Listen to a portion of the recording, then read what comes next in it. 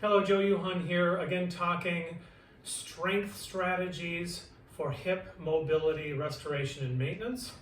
This is the second video. We first talked about flexion and extension and how we want to use strengthening exercises to explore and reinforce the new ranges. This video, we're going to talk about AB and adduction.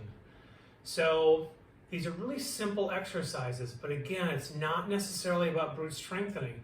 It's about how we control the ball in the socket, how we use our core, whether it's core stabilizers to hold stable our trunk and pelvis, or the deep little rotators in the hip that help stabilize and keep that ball in the middle of the socket as we spin it. Those are really what we're working on when we are doing these simple exercises. But it's these simple ones that if we do really well, the bigger, more athletic ones are going to be a lot more successful. And so this should be very familiar to most runners. It is a simple hip abduction. But there's a couple caveats to this that I think are really important. Number one is what happens at the pelvis. A lot of people, if you watch my belt line, they'll do a hip abduction like this. The problem with this is I am moving at my back and my pelvis. It's almost like I'll even do it now. I'm not moving my hip at all. I'm doing a side crunch, which in certain times is okay, but that's not what we're after. We're after moving the ball in the socket. So what I'm going to do is I'm actually going to assist with my hand. I'm going to block my pelvis down, and now I'm going to lift. And so the idea is the only place that moves is right here. That's important on the way down, so that doesn't take me farther, but it's also important on the way up that I'm not side bending.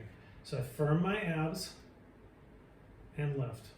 Another interesting strategy for this is if I really want to try to kick in my core, I can actually push and resist on my bottom knee. So I am resisting the core flexion on this side while I'm working on an extension pattern movement here. Two other things that we're going to think about while we do this. So stable here. The other thing happens in this plane. A lot of people will do an exercise or do a hip abduction, but they'll cheat. Or I should say they'll abduct in flexion, where that's not really a huge part of the running pattern.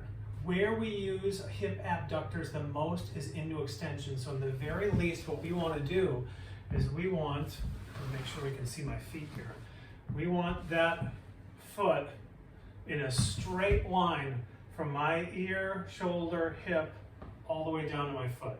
And so if I'm here, that is the straight line. This is cheating, relatively speaking. Now, I don't want to go too far behind because then I'm going to lumbar extend, but right there is a straight line. The last thing that I like to do to accentuate the third movement, and really the final two movements of all the movements that the hips do, is internal and external rotation. And this is a wonderful place to work on this. So if you watch what I do, I'm going to come up here, and now I'm going to hold this position and rotate. That's internal rotation. My femur is going down and in. That's external rotation. And I'm working that while holding in this position. That's pretty tough. But it's also a very creative way to work on rotations. Whew, good. Okay, last movement is back in this position. We just did AB. We're going to do what I think is one of the more overlooked strengthening positions, and that's adduction, or coming across. So in this position, all I have to do is just switch my legs, and now it's about this bottom leg coming across. This tends to be a stronger muscle group for some people, so it may not feel as challenging, but you're going to try to go as far as you can up towards the ceiling, and you may even consider holding for a second. Same principles apply. We want to keep everything firm and stable at our trunk, at our pelvis. The interesting thing in this plane, where we use adductors the most in running, is actually in flexion. So you can play with different angles of hip adduction.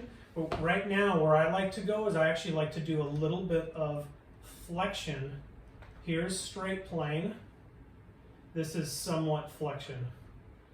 That's the part of the gait cycle when we're actually forward driving when we use adduction. So perform these a set of 10 or maybe a minute's worth in each plane, each leg after doing your mobility to reinforce that mobility so that the brain uses it next time you go run.